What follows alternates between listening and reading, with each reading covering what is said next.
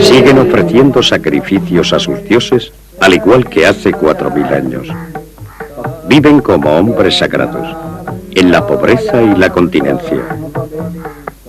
Buscan el camino de la salvación, cada uno a su manera. Han elegido el duro camino de la penitencia y mortifican su cuerpo.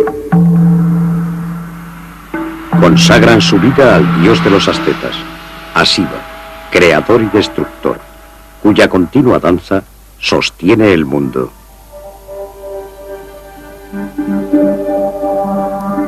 El misterio de Shiva.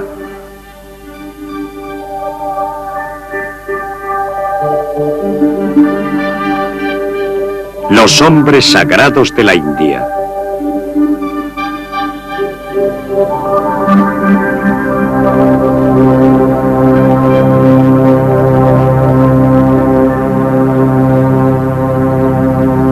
Natarajan va en peregrinación. Es un sadhu, asceta sagrado y peregrino. Son miles los que, como él, caminan a través de la India, de norte a sur y de este a oeste. Se dirigen hacia lugares y templos sagrados. Cumplen las leyes del hinduismo. Su fe les exige pobreza y continencia en la última etapa de su vida. En el templo, los fieles se acercan a su Dios. Aquí se desvanecen los límites entre lo terrenal y lo divino.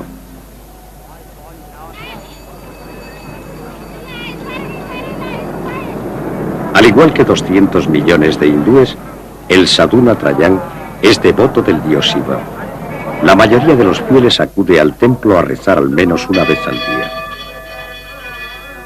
Los sadhus viven en la pobreza, pues no poseen más que lo que llevan encima. Todo el que toma también tiene que dar. Esta es una regla fundamental del hinduismo. Reciben la bendición de la divinidad y le dan a cambio dinero, frutos y flores. Estas ofrendas se reparten entre los hombres sagrados. El otro aspecto de esta religión se nos presenta así, con violentos bailes rituales siguiendo las antiguas tradiciones. Éxtasis religioso que para nosotros los europeos no es fácil comprender.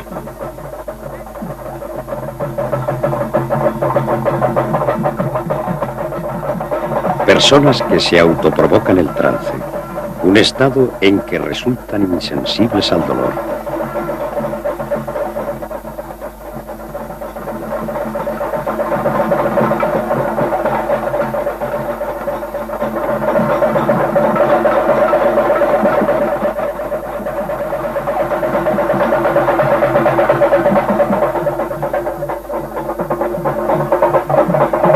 ¿Es esta una nueva forma de culto o una locura religiosa? ¿Qué conduce a estas personas a soportar una penitencia tan dura? ¿Por qué la mayoría de los hindúes no ha puesto sus esperanzas en esta vida, sino en la que vendrá después? ¿Por qué aceptan su triste existencia sin lamentarse? Todas las vidas están predestinadas por el Dharma y el Karma. El karma es el fruto de las propias acciones, a las que nadie puede sustraerse. El dharma es la rectitud, el deber y la moral. De ambos depende la vida posterior. Después de la muerte, el alma debe reencarnarse en sucesivos cuerpos hasta que, limpia y libre de cualquier deseo, alcanza al fin la salvación.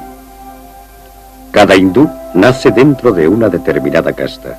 Se trata de un orden social de reglas muy rígidas. Peregrinos brahmanes en Benares, la ciudad sagrada situada a orillas del Ganges. Para ellos, que pertenecen a la casta superior, la vida también es un estado transitorio. Buscan la salvación, pues la salvación es independiente de que pertenezcan a una casta determinada. Bendicen alimentos y flores. Son ofrendas al río sagrado. Al menos una vez en la vida, los brahmanes deben hacer una ofrenda al Ganges. Aquí se fabrica combustible a partir del excremento de las vacas. Un trabajo para mujeres y niños de castas inferiores. La mujer puede acceder a una casta superior por medio del matrimonio. Sin embargo, la muerte es la única posibilidad que tiene el hombre de traspasar las fronteras sociales.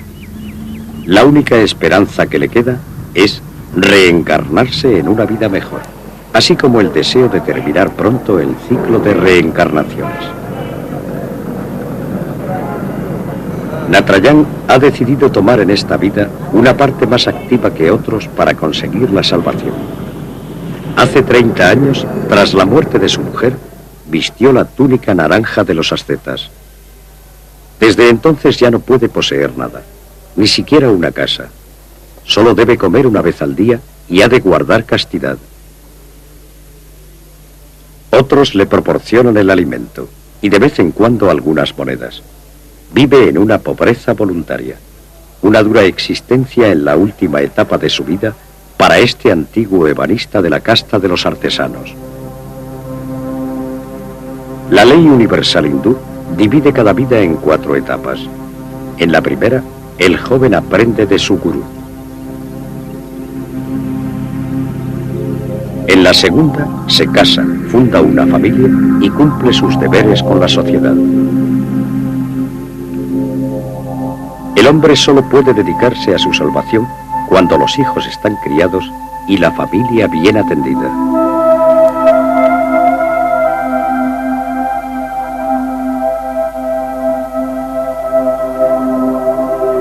En la tercera etapa de su vida, se retira de la familia y de la sociedad para vivir lejos del mundo dedicado a la meditación.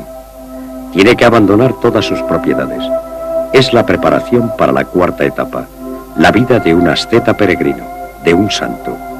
Viviendo así, hará que disminuya el número de reencarnaciones. No son muchos los hindúes llamados a seguir este camino. Es posible empezar a prepararse desde joven. En primer lugar, se debe aprender a dominar el cuerpo. El yoga es el primer paso hacia la meditación. Solo quien haya aprendido a controlar el cuerpo a la perfección, eliminando todos sus deseos, se acerca al objetivo, a la salvación.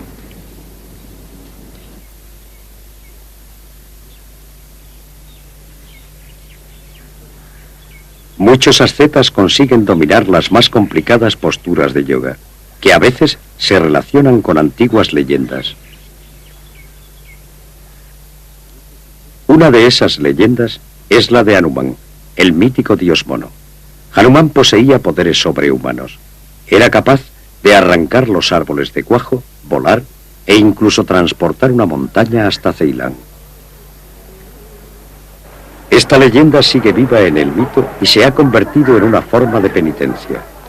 El asceta levanta una piedra de más de 50 kilos con el pene, un sagrado acto de fuerza en honor del dios mono.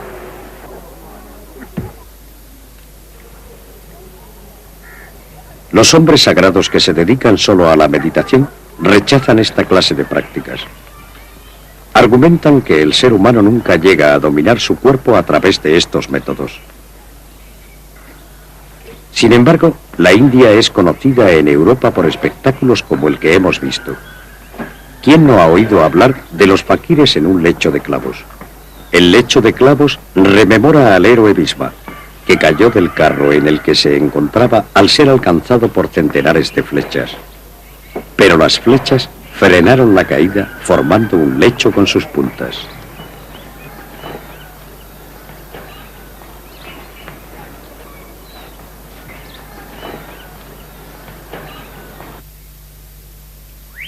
Este asceta reza junto a la tumba de su gurú.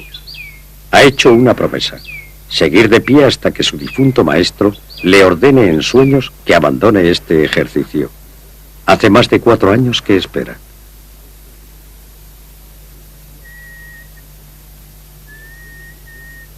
Desde entonces nunca se ha acostado, ni siquiera por las noches.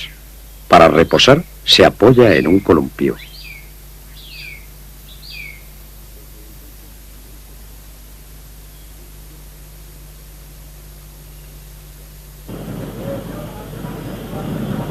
En Nueva Delhi encontramos a otro hombre que siempre está de pie. Nos cuenta que lleva así 13 años y no sabe cuánto le queda.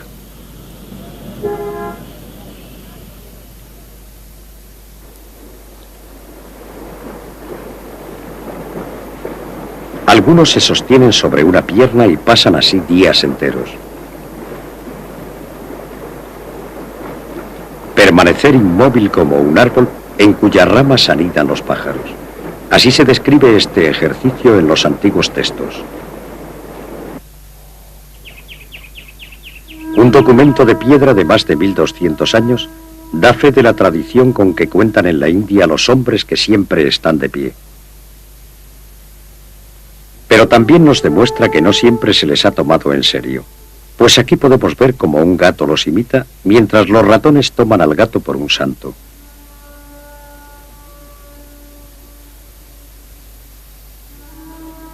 Así lo plasmaron los artistas en el Mahabalipuram, el mayor relieve del mundo. A lo largo de 32 años, esculpieron en la roca temas mitológicos en torno a Shiva, el dios de los ascetas.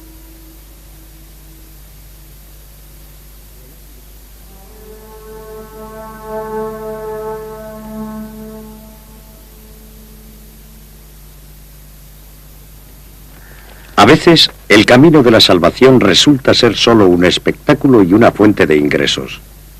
Este hombre se tumba sobre su lecho de espinas solo cuando alguien paga. Su padre y su abuelo ya obtuvieron pingües beneficios con este trabajo.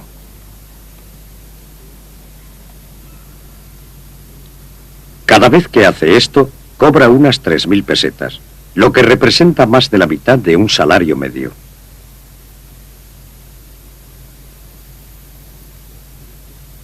India, país que propicia la magia, el malabarismo y el ocultismo, ha generado también, además de grandes santos con poderes sobrenaturales, embaucadores y farsantes. Este se ha espolvoreado con ceniza sagrada a fin de dar la apariencia de un verdadero asceta. Controla su cuerpo de tal manera que las puntiagudas espinas no le producen heridas.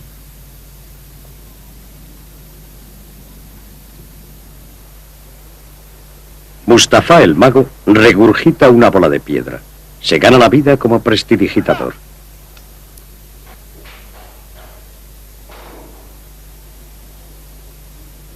Hassan es capaz de alojar en su garganta más de 50 clavos y expulsarlos durante la función. Un espectáculo que no intenta aparentar nada sagrado.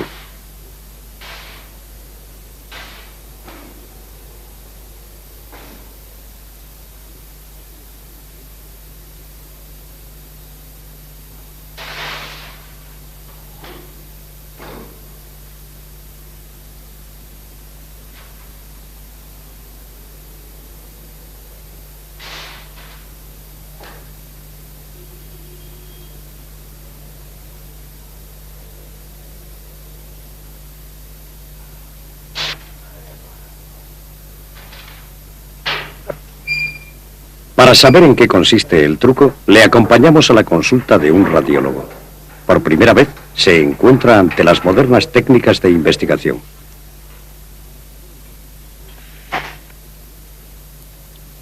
La radiografía no deja lugar a dudas.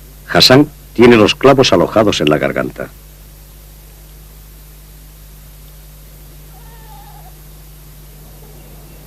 A Natarajan, nuestro asceta peregrino, no le gustan estas prácticas. Ha dejado atrás la etapa placentera de su vida. Ahora, con más de 60 años, solo sueña con llegar a su destino, el lugar sagrado a orillas del Ganges. En ningún lugar de la India es posible apreciar con tanta claridad el deseo de salvación como en las orillas de este río, adorado como Ganga, la diosa de la castidad. Según la leyenda, el río nació en el cielo y fluyó desde la cabellera de Shiva hasta la sedienta tierra a fin de dar vida y purificar a los muertos. En realidad, el Ganges tiene su origen en las estribaciones del Himalaya. Al unirse los dos ríos que lo forman, cobra su extraordinaria importancia para los fieles. Muchos hindúes vienen a morir a la ciudad sagrada de Benares.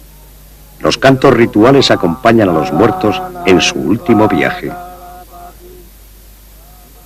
Antes de la incineración, el último baño en el río.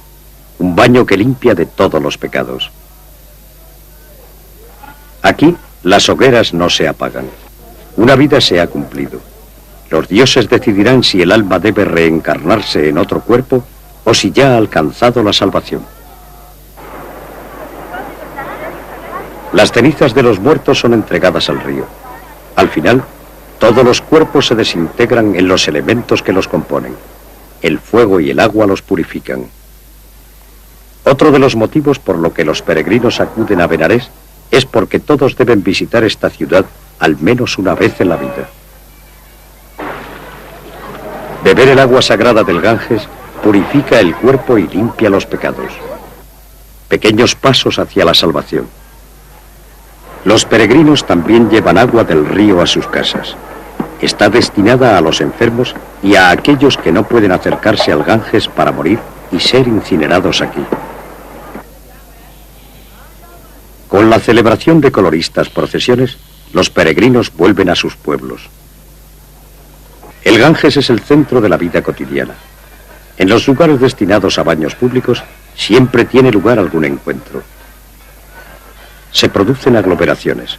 Aquí se lava todo: cuerpo, cabello y ropa. Entre tanto, exhaustivas oraciones dirigidas al sol naciente y al gran dios Shiva. Shiva habita en el monte Kailas, en el Himalaya. Quien crea en él vencerá a la muerte. No existe otro camino hacia la salvación. Así lo afirman las antiguas escrituras. Yo soy el origen del mundo y su final. Yo soy la vida de todos los seres y el ascetismo de los ascetas. Yo soy la inmortalidad y la muerte. Yo soy el ser y el no ser. En honor de este dios se han levantado templos gigantescos. Para aquellos que no puedan trasladarse hasta el monte Kailas, hace más de 1000 años se inmortalizó el paraíso de Shiva en la roca en Ellora, al norte de Bombay.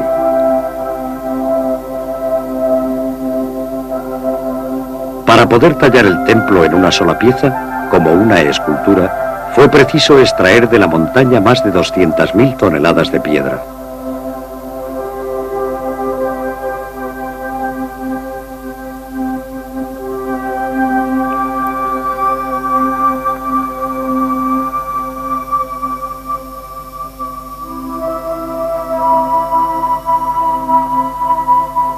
El tridente es símbolo de Shiva, el símbolo de la destrucción. Los devotos de este dios suelen portar sus símbolos.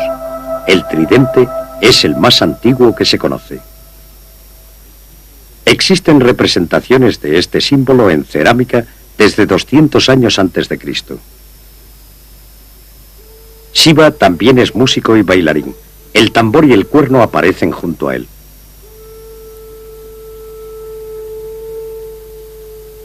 Hacer sonar el cuerno es una costumbre muy habitual entre los seguidores de Shiva, al igual que en las representaciones en piedra de cientos de años de antigüedad.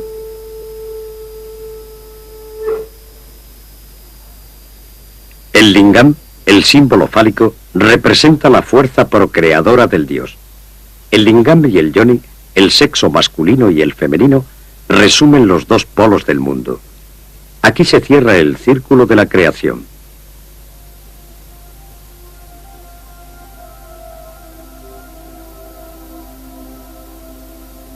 Este es el templo Khajuraho.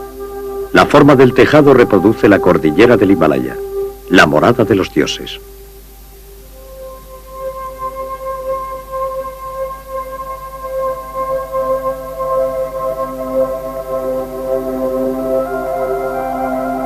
En la fachada se muestra una temática erótica, voluptuosidades divinas, un símbolo de la fertilidad y la vida en la tierra. Solo el que aprende a superar sus deseos físicos puede salvarse de la cadena de reencarnaciones.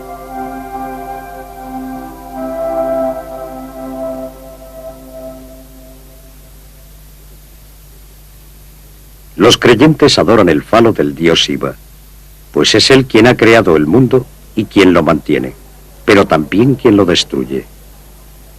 Le ofrecen flores y agua sagrada. Le piden fecundidad, una numerosa prole, pues por medio de los descendientes es posible alcanzar la inmortalidad.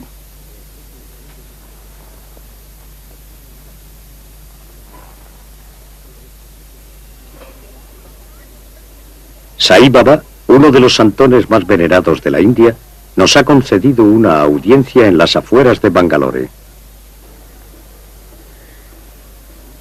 ¿Es un farsante con trucos bien aprendidos? ¿Un ser humano convertido en Dios, tal y como lo consideran muchos? ¿O un salvador de la tierra? Él se considera una reencarnación del dios Krishna. Le gusta verse representado con él en las tarjetas postales. Sai Baba predica el amor y la supresión de las castas, la unidad de todas las religiones. Su doctrina es una mezcla de hinduismo y cristianismo. Tiene millones de seguidores en todo el mundo. Todos esperan poder acercarse a Sai Baba para hacerle llegar una carta con sus peticiones. Se dice que este hombre de 62 años posee poderes sobrenaturales. Puede curar, predecir el futuro o hacer aparecer objetos de la nada. Permitió que filmáramos la materialización de Vibhuti, la ceniza sagrada. Un suave movimiento de la mano y cae la ceniza. ¿De dónde ha salido este polvo blanco? Muchos científicos han querido examinar a Sai Baba en laboratorio, pero él se ha negado siempre. Afirma que sus poderes están solo al servicio de sus seguidores. Vemos de nuevo, ahora a cámara lenta, el proceso de materialización. Hasta el momento nadie ha podido demostrar que se trate de un truco.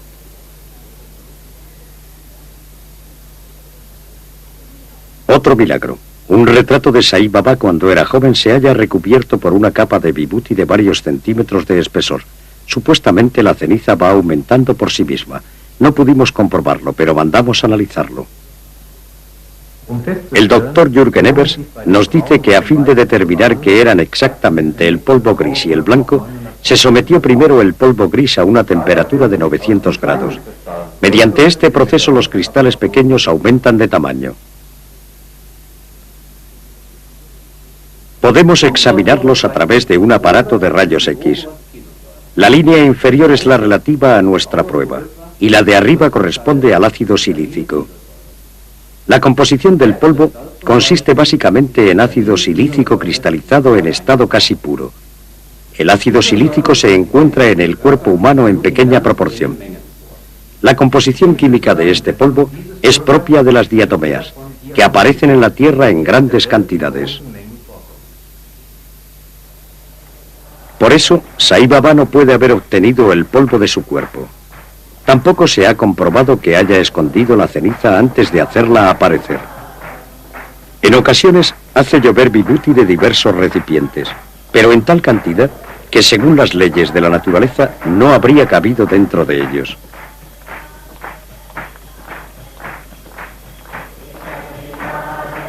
Suele decir que las cosas aparecen cuando piensa en ellas. Dulces, alimentos o joyas. Dicen que puede hacer que se materialice cualquier cosa.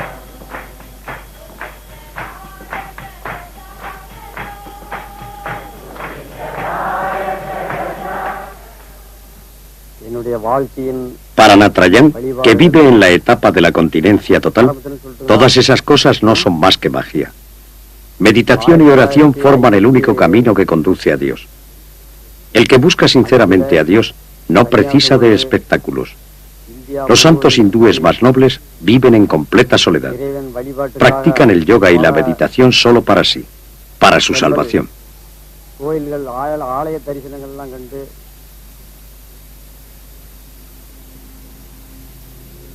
Hemos buscado a estos eremitas por toda la India, pero es difícil dar con ellos.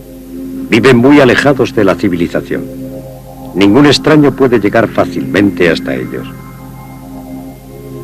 Encontramos a uno en el Himalaya, poco antes de llegar a la frontera con el Tíbet.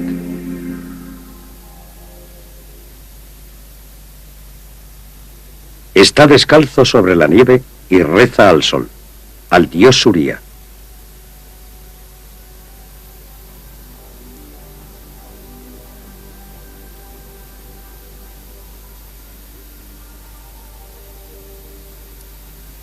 La adoración a las fuerzas de la naturaleza Forma parte de los cultos más antiguos de la India.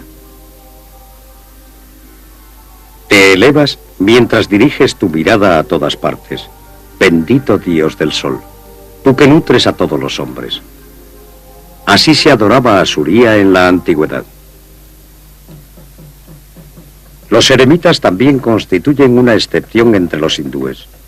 El pueblo adora a sus dioses en el templo y celebra fiestas en su honor al menos una vez al año. A menudo las procesiones se prolongan durante varios días. Se hacen ofrendas a los dioses. Estas ofrendas pueden incluir ejercicios para dominar el dolor, que varían según los pueblos. Este joven hindú ha prendido en su piel los cocos que desea ofrecer a su dios. Su cuerpo se halla cubierto de ceniza sagrada.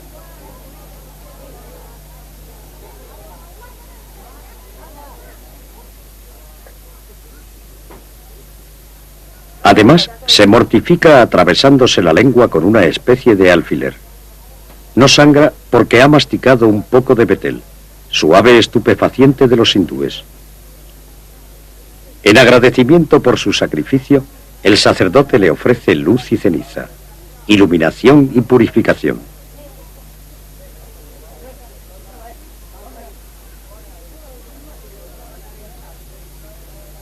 El hindú solo se hace esto en la lengua con motivo de ciertas festividades y permanece así durante varios días.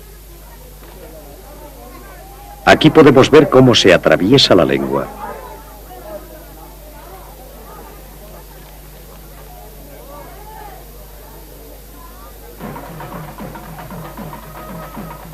Nos encontramos en el sur de la India presenciando una ofrenda a Kali, al igual que el dios Shiva, diosa de la fecundidad y de la muerte. Al iniciarse la ceremonia, la oculta imagen de la divinidad es transportada alrededor del santuario.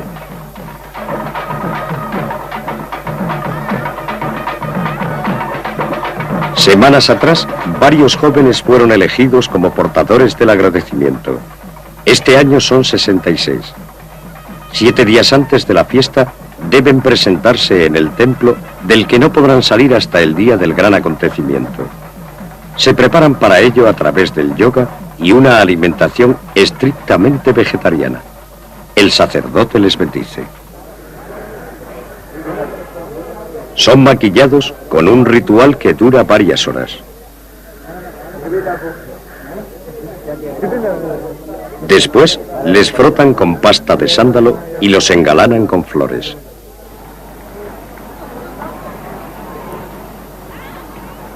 Cuando oscurece, tiene lugar la ceremonia de la ofrenda a Kali.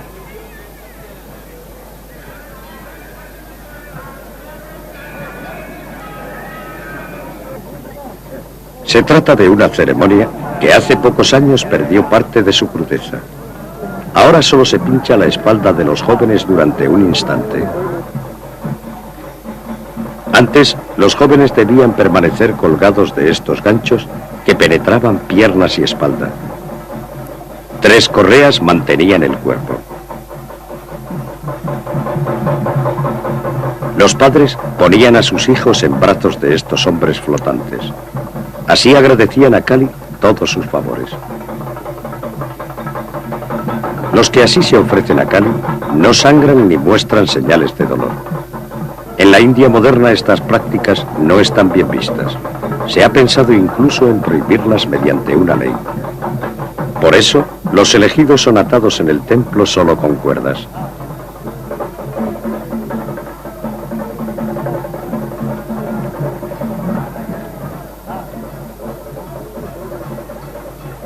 Sin embargo, los padres continúan llevando allí a sus hijos. Son elevados y conducidos alrededor del templo. Es el agradecimiento a Kali por los hijos recibidos.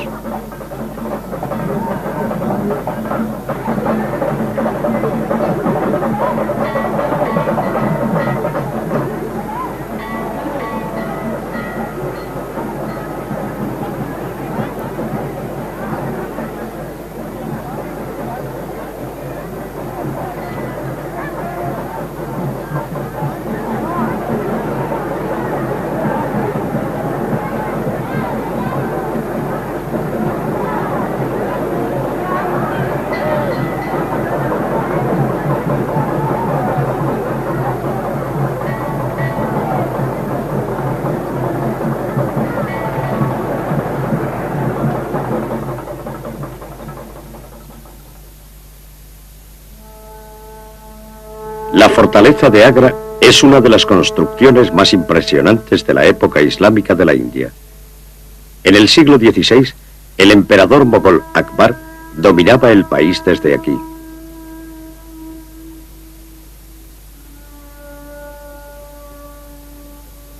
Agra cobró fama gracias al mausoleo que uno de los descendientes de Akbar hizo construir para su esposa y que se ha convertido en una joya, el Taj Mahal. Durante siglos, los emperadores mogoles intentaron sin éxito conseguir la hegemonía del Islam sobre el hinduismo. Por el contrario, algunas prácticas esenciales del hinduismo se filtraron en la doctrina del profeta. De ahí que en la India existan también faquires islámicos, los llamados sufíes. Realizan sus prácticas solo en determinadas festividades y después de un ayuno de varias semanas. Fueron precisos varios meses de negociaciones antes de que se nos permitiera filmar la ceremonia. Lo consintieron solo en un día determinado que fijó su maestro. Lo consideraron un acto religioso, por lo que no aceptaron percibir dinero por ello. Después de preparar cuidadosamente sus agujas, comienza la danza hasta asumirse en un estado de trance. Bajo la supervisión del maestro, alcanzan un estado en que no sienten dolor.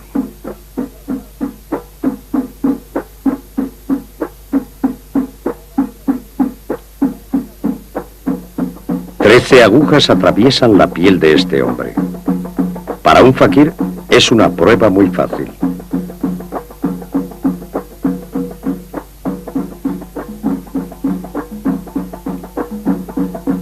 La música le ha llevado a un alto grado de concentración, tal y como su religión aconseja. Haz caminar tu mente a través de las letras de la palabra Alá y así descansarás en completa felicidad en el brillante aro de la última letra. De este modo, despojados de toda sensación física, se funden con el contenido de su libro sagrado.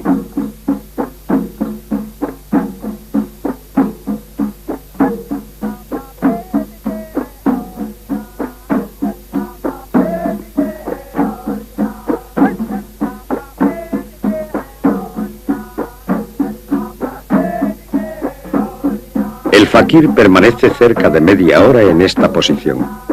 Solo una suave tela le protege del sol. A continuación, se retiran las agujas. Una breve presión es suficiente. Poco después, su cuerpo no muestra señales. Además, no brota una gota de sangre.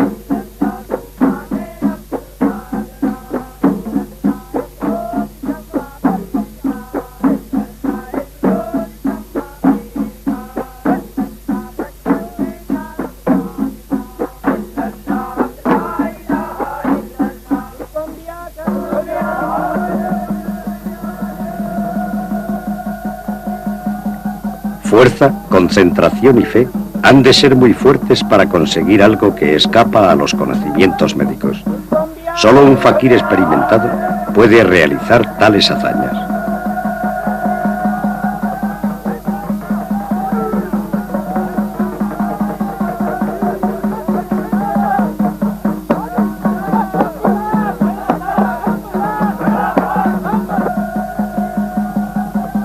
No solo se ha atravesado la lengua, sino también la zona de abajo, uno de los puntos más sensibles del cuerpo humano.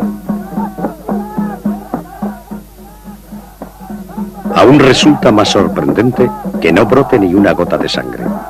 Esta zona debería sangrar abundantemente.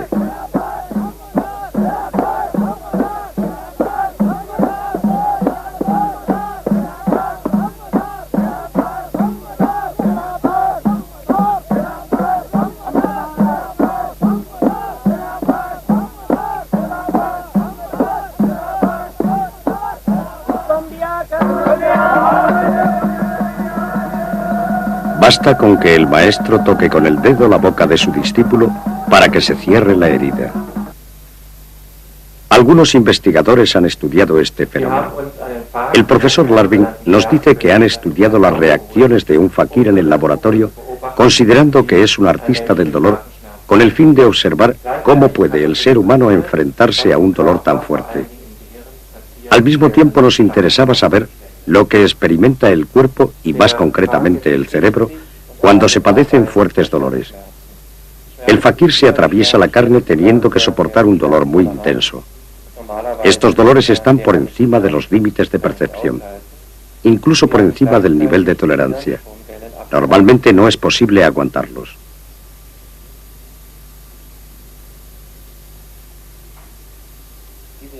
Se comprueban las ondas cerebrales.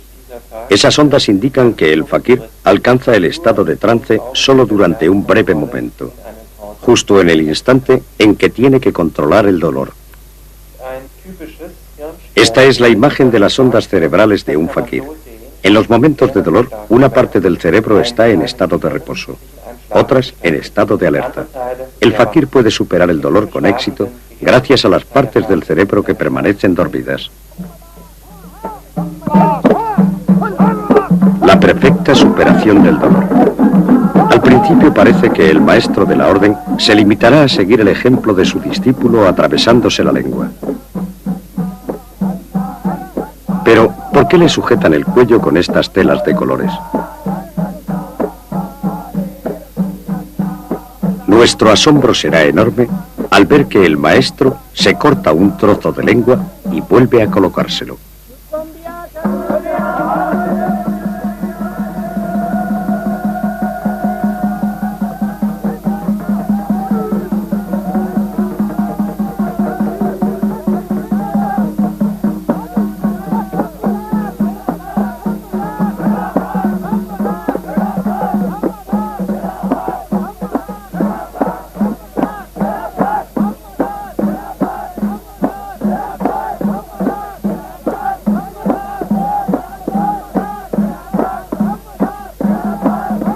Ahora comprendemos el motivo por el que los discípulos sujetan al maestro, para que no caiga al suelo en el estado de supremo éxtasis en que se encuentra.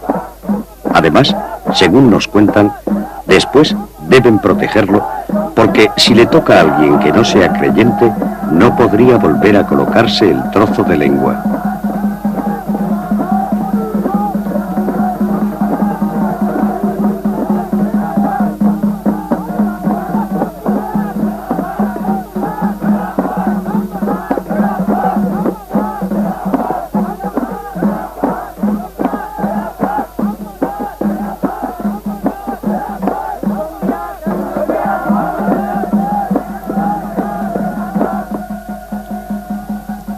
¿Se trata de un milagro o no es más que un truco?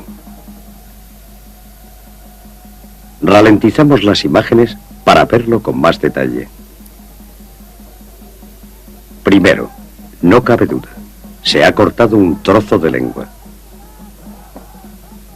Segundo, el hecho de que el trozo aparezca como desflecado por los bordes indica que ha sido seccionado un órgano vivo. La lengua es un músculo muy irrigado. Por eso, después del corte, pierde la forma sobre todo en el centro, retrayéndose más por esa zona que por los bordes. Tercero, tampoco aquí hemos podido apreciar que se haya derramado ni una sola gota de sangre. Y cuarto, que la lengua ha vuelto a unirse y ha recuperado su movilidad.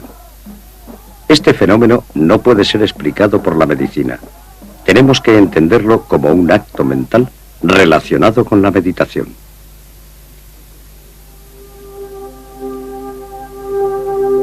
Una perfección a la que aspiran los hindúes en su esfuerzo de toda una vida por acercarse a la salvación. Solo en un país en el que millones de personas sufren hambre y necesidades, la fe en la salvación puede fascinar en esta medida y alcanzar formas tan extremas. El que a pesar de sus esfuerzos no lo consigue, tiene la esperanza de lograr un destino mejor en su siguiente vida, pues debe seguir reencarnándose hasta que su alma se diluya en el alma de todos, al igual que una gota en un lago.